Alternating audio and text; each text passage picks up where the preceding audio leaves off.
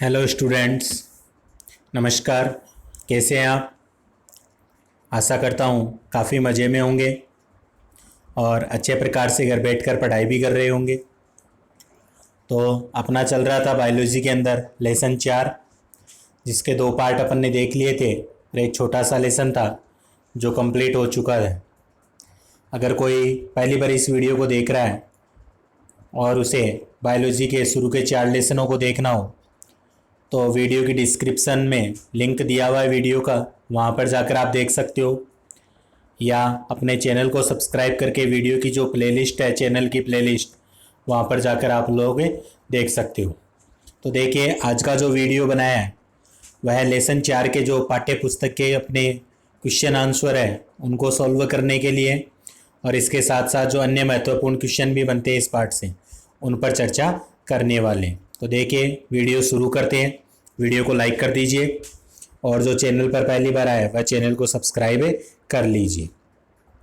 सबसे पहले अपने बहुविकल्पीय क्वेश्चन दे रखे हैं 5 बहुविकल्पीय क्वेश्चन हैं, उनके बारे में चर्चा करते हैं। तो पहला क्वेश्चन देखिए क्या कह रहा है कि बिना निषेचन के नवपादपों के विकास को क्या कहते हैं। यानी बिना निषेचन के ही, अपन मानते हैं निषेचन से नया पादप बनता है, लेकिन अगर बिना निषेचन के नया पादप का विकास हो जाए तो उस क्रिया को क्या कहते हैं। ऑप्शन देखिए, अनिषेचन, अनिषेक-जनन, असंजनन या सूक्ष्म प्रवर्धन। तो क्या कहेंगे बताइए, आपने पूरा पाठ पढ़ा अच्छे प्रकार से, तो उसे अपन क्या कहते हैं, असंजनन के नाम से जानते हैं। फर्स्ट सही नहीं है, सेकंड भी सही नहीं है, 4 भी सही नहीं है, तो थर्ड ऑप्शन है सी, वह सही होगा। फिर अगला जो सेकंड क्वेश्चन है वह देखिए, अंड से बिना निषेचन के भ्रूण निर्माण को क्या कहते हैं। ऑप्शन दे रखा है अगुणित निषेक जनन, द्विगुणित निषेक जनन, अपस्थानिक भ्रूणता और बहुभ्रूणता। तो अंड से बिना निषेचन के भ्रूण निर्माण की जो प्रक्रिया होती है उसे अगुणित अनिषेक जनन के नाम से जानते हैं। फर्स्ट ऑप्शन सही है। अगला थर्ड क्वेश्चन देखिए, फिर एक बीजांड में एक से अधिक भ्रूणकोश निर्माण का उदाहरण बताना है। कौन सा बीजांड है, किस पादप के बीजांड में एक से अधिक भ्रूणकोश बनते हैं। तो अपन ने वीडियो में पढ़ा था। तो ऑप्शन देखिए, आर्जिमोन, एरिस्टोलोकिया, केजुराइना और केलोटोपिस। तो इसका सही ऑप्शन क्या होगा, केजुराइना, सी ऑप्शन सही है। अगला क्वेश्चन देखिए, 4 नंबर का क्वेश्चन, बहुभ्रूणता पाई जाती है। तो ऑप्शन एक बीजपत्री, द्विबीजपत्री, आवर्त बीजी या अनावर्त बीजी। तो बहुभ्रूणता मुख्य रूप से किस में पाई जाती है, तो ये होती है अनावर्त बीजियों की विशेषता होती है। डी ऑप्शन सही होगा। क्वेश्चन नंबर 5, परिवर्तनशील भ्रूण जिसे प्राक भ्रूण कहते हैं या युग्मनज के विभाजन से उत्पन्न बहुभ्रूणता को क्या कहते हैं। ऑप्शन विदलन बहुभ्रूणता, सामान्य बहुभ्रूणता, असामान्य बहुभ्रूणता या अनिषेक बहुभ्रूणता। तो उसे कहा जाता है विदलन बहुभ्रूणता। फर्स्ट ऑप्शन बिल्कुल सही है। तो ये 5 थे बहुविकल्पीय क्वेश्चन। अब आगे अति लघुत्तरात्मक क्वेश्चन दे रखे हैं अपने, उनके ऊपर चर्चा करते हैं। तो अति लघुत्तरात्मक का जो फर्स्ट क्वेश्चन है अपने, वह क्या है। फर्स्ट क्वेश्चन दे रखा है, अपयुग्मन या असंजनन को परिभाषित कीजिए। अपयुग्मन या असंजनन, एपोमिक्सिस। तो हेंस विंकलर के अनुसार सामान्य लैंगिक जनन का या लैंगिक जनन की किसी विधि द्वारा प्रतिस्थापन जिसमें अर्धसूत्री विभाजन यानी कि अर्धसूत्रण व निषेचन नहीं होता है वह असंजनन कहलाता है। यानी कि विंकलर ने क्या बताया था कि लैंगिक जनन का किसी ऐसी विधि के द्वारा अपन प्रतिस्थापन कर दें जिसमें न तो अर्धसूत्री विभाजन होता है और न ही निषेचन की प्रक्रिया होती है, तो उससे अपन क्या कहते हैं, असंजनन कहते हैं। सेकंड क्वेश्चन आपके दे रखा है, बहुभ्रूणता को स्पष्ट कीजिए, यानी बहुभ्रूणता को परिभाषित करना है। छोटा क्वेश्चन है। तो सामान्यतः एक बीज में एक ही भ्रूण पाया जाता है, जो एंजियोस्पर्म की विशेषता होती है। परंतु कभी कभी एक ही बीज में एक से अधिक भ्रूण का पाया जाना क्या कहलाता है? बहुभ्रूणता कहलाता है। यह किसकी विशेषता होती है? जिम्नोस्पर्म पादपों की विशेषता होती है अनावर्तबीजी की। थर्ड क्वेश्चन देखिए फिर, पादपों में जनन की विशिष्ट विधियों के नाम लिखने हैं। अब पादपों में जो जनन की विशिष्ट विधियां हैं वह देखिए कौन कौन सी हैं। एक तो असंजनन एपोमिक्सिस, सेकेंड अनिषेक बीजता एगामोस्पर्मी, थर्ड सूक्ष्म प्रवर्धन माइक्रोपेगेशन, फोर कायिक प्रवर्धन वेजिटेटिव प्रोपेगेशन। 4 सही है। अगला चौथा क्वेश्चन है, असंजनन के कोई 2 महत्व बताइए। तो असंजनन के महत्व देखिए, फर्स्ट महत्व क्या है? असंजनन द्वारा ऐसी संततियां प्राप्त की जा सकती है जिनके गुण बिल्कुल मातृपादप या जनक पादप के समान होते हैं। ये तो पहला गुण। दूसरा गुण यह है कि इस विधि द्वारा पादपों के जो लाभदायक लक्षणों को अधिक समय तक संरक्षित किया जा सकता है। ये इसका दूसरा महत्व होता है। फिर अगले जो क्वेश्चन है लघुत्तरात्मक क्वेश्चन, उनका फर्स्ट क्वेश्चन दे रखा है, अनावर्ती व पुनरावर्ती असंजनन को स्पष्ट करना है कि अनावर्ती किसे कहते हैं और पुनरावर्ती असंजनन किसे कहते हैं। तो सबसे पहले देखिए अपन बात करते हैं किसकी? अनावर्ती जो असंजनन होता है उसके बारे में। तो अनावर्ती असंजनन, इस प्रकार के असंजनन में गुरु बीजाणु मातृ कोशिका में सामान्यतः अर्धसूत्री विभाजन द्वारा एक अगुणित भ्रूणकोश का निर्माण होता है। अगुणित भ्रूणकोश का निर्माण होता है। यदि इसके अगुणित अंड से निषेचन के बिना अगुणित भ्रूण का निर्माण हो जाता है तो उसे अगुणित अनिषेक जनन कहते हैं। और दूसरी ओर यदि भ्रूण का विकास अंड के अतिरिक्त मादा युग्मकोद्भिद की किसी दूसरी कोशिका से हो जाता है तो यह अगुणित अपयुग्मन कहलाता है। तो यह परिभाषा तो थी अनावर्ती असंजनन की। इसके बाद में आता है पुनरावर्ती असंजनन। तो वह क्या होता है कि इस प्रकार के असंजनन को युग्मकोद्भिद असंजनन भी कहते हैं।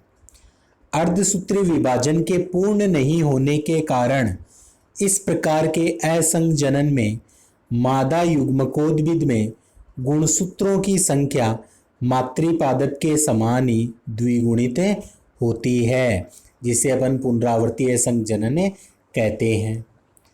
सेकंड क्वेश्चन फिर अपने दे रखा है कि जो अनावर्ती व पुनरावर्ती असंजनन है, जनन अपबीजाणुता और कायिक अपबीजाणुता में अंतर पूछा है। तो दोनों में अंतर देखिए। फर्स्ट अंतर क्या कहता है? जनन अपबीजाणुता, इस प्रकार के असंजनन में जो भ्रूणकोश का विकास होता है वह आर्किस्पोरियम या प्रस्फुटक की द्विगुणित कोशिकाओं से होता है, द्विगुणित कोशिकाओं से होता है तथा भ्रूणकोश की द्विगुणित कोशिकाओं से द्विगुणित भ्रूण का निर्माण होता है।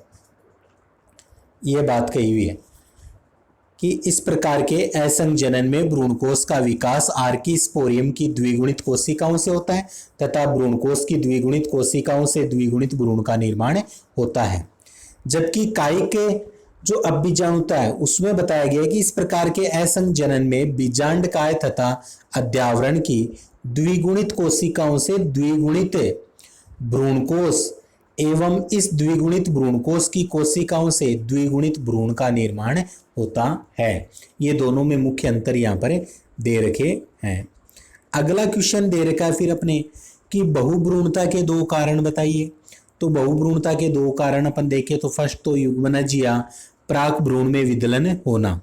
तो फर्स्ट, इस प्रकार की बहुभ्रूणता में युग्मनज या प्राक भ्रूण में विदलन होने से बीज में एक से अधिक भ्रूणों का विकास हो जाता है, जिसे युग्मनज या प्राक भ्रूण विदलन कहते हैं। दूसरा दे रखा है अंडकोशिका के अतिरिक्त भ्रूणकोश की अन्य कोशिकाओं से भ्रूण का निर्माण। तो इस प्रकार की जो बहुभ्रूणता में निषेचित या अनिषेचित सहायक कोशिकाओं से भ्रूण का विकास होता है। तो स्टूडेंट्स ये थे दूसरा क्वेश्चन जो लघुत्तरात्मक क्वेश्चन थे। अब लघुत्तरात्मक का जो थर्ड क्वेश्चन है वह दे रखा है विदलन बहुभ्रूणता को समझाइए। बहुभ्रूणता का कारण देख लिए। चौथा क्वेश्चन है विदलन बहुभ्रूणता को समझाइए। तो देखिए विदलन बहुभ्रूणता, इस प्रकार की बहुभ्रूणता में युग्मनज या प्राक भ्रूण में विदलन होने से बीज में एक से अधिक अंगों का विकास हो जाता है। जैसे यूलोपिया नामक आर्किड में 3 प्रकार की अपन कहते हैं विदलन बहुभ्रूणता पाई जाती है। वो 3 कौन कौन सी होती है? फर्स्ट है युग्मनज में अनियमित विभाजन द्वारा कोशिकाओं के एक पिंड का निर्माण होता है, जिसकी निभाग की ओर स्थित कोशिकाओं की वृद्धि से अनेक भ्रूण का निर्माण होता है। दूसरा, प्राक भ्रूण से कलिकाएं या अतिवृद्धियां निकलती है, जिनसे भ्रूणों का विकास होता है। थर्ड, तंतुमय भ्रूण, इस प्रकार की बहुभ्रूणता में प्राक भ्रूण शाखित हो जाता है तथा प्रत्येक शाखा से भ्रूण का निर्माण होता है। तो ये दे रखा है।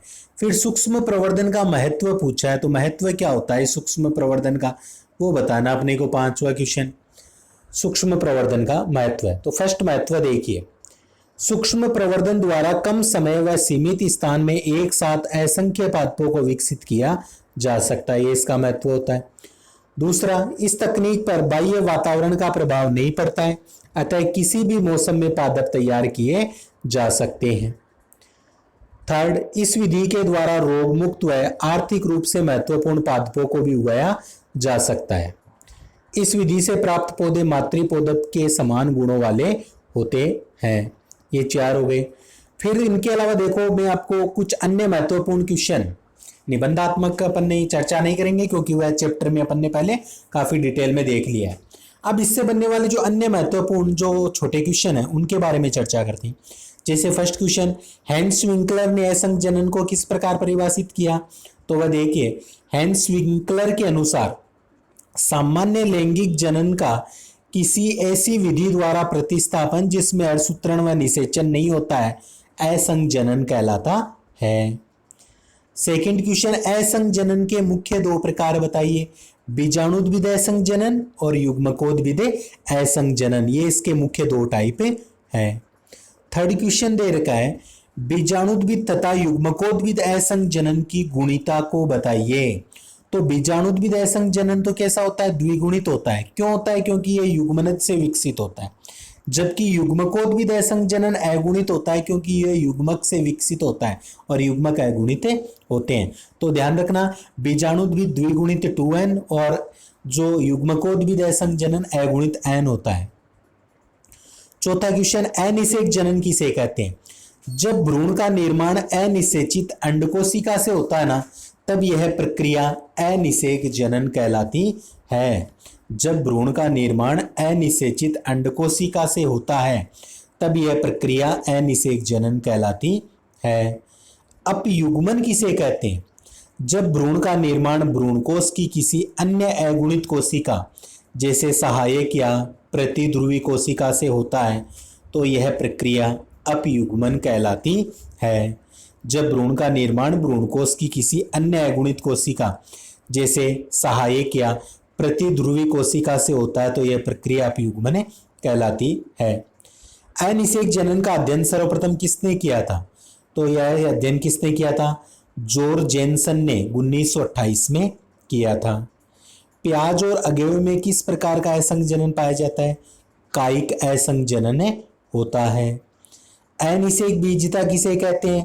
जब बीज का निर्माण बीजांड की किसी भी द्विगुणित कोशिका से या असामान्य द्विगुणित भ्रूणपोष की किसी कोशिका से बिना निषेचन के होता है तो उसे अनिषेक बीजता कहते हैं। ग्लैडियोलस व गुलदाउदी में व्यापारिक स्तर पर प्रजनन की आधुनिक विधि बताइए। तो वो होती है सूक्ष्म प्रवर्धन, माइक्रो प्रोपेगेशन। किसने सर्वप्रथम बहुभ्रूणता का पता लगाया था? एंटोनी वॉन ल्यूवेनहोक ने लगाया था। तो ये थे अन्य महत्वपूर्ण क्वेश्चन जो इस पार्ट से पूछे जा सकते हैं। तो अपनी एक यूनिट जो है वह कंप्लीट हो चुकी है। बायोलॉजी की जो अपनी फर्स्ट यूनिट थी वह कंप्लीट हो चुकी है। फर्स्ट यूनिट जो अपने वह 4 अंकों की है और 4 पार्ट इसके अंदर मुख्य रूप से दे रखे हैं। तो अपने को अच्छी प्रकार से यह तैयार करनी है ताकि अपने जो 4 जो नंबर है वह क्या हो सके, क्लियर हो सके। अब जो यूनिट है इसमें पहला लेसन था अपने आवर्त बीजीय पादपों में जनन, कायिक, लैंगिक, अलैंगिक, वो अपन ने पढ़ लिया। दूसरा लेसन था नर व मादा युग्मकोद्भिद की संरचना व विकास। थर्ड था परागण, निषेचन, भ्रूणपोष व भ्रूण का परिवर्धन। चौथा पादप जनन की विशिष्ट विधियां। अगर किसी ने ये वीडियो नहीं देखे हैं पहले वाले चारों लेसन के, तो आज के वीडियो में डिस्क्रिप्शन लिंक पर जाकर आप उन्हें देख सकते हो, या मेरे चैनल की प्लेलिस्ट में भी ये आपको मिले जाएंगे। आज का वीडियो अच्छा लगा हो तो वीडियो को लाइक कर दीजिए, ज़्यादा से ज़्यादा शेयर कीजिए। जो पहली बार चैनल पर आया वह सब्सक्राइब करके बेल आइकन जरूर दबाइए। वीडियो देखने के लिए आप सभी का धन्यवाद। मिलते हैं अगले वीडियो में नए टॉपिक के साथ। तब तक के लिए जय हिंद, जय भारत।